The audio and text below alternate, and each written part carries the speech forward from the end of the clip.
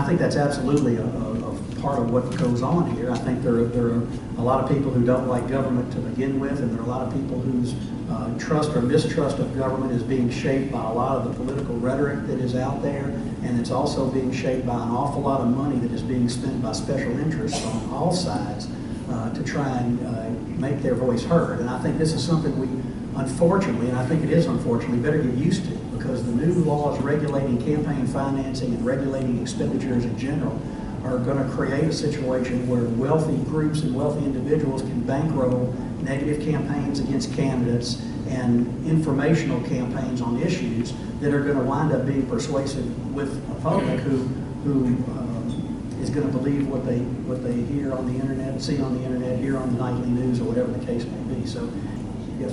You mentioned groups that advertise heavily for a particular issue. I think one was pretty prominent with regard to the gas tax that Beth mentioned.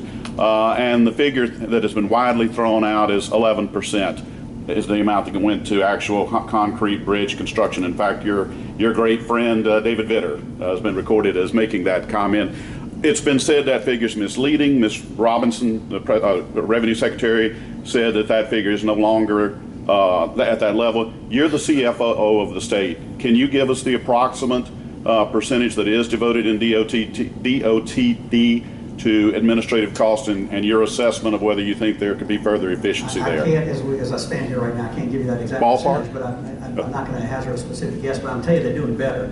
And one of the reasons why is because of all the attention that was brought to bear on the Transportation Trust Fund dollars being redirected to state police and to local government. And those numbers have both come down very dramatically.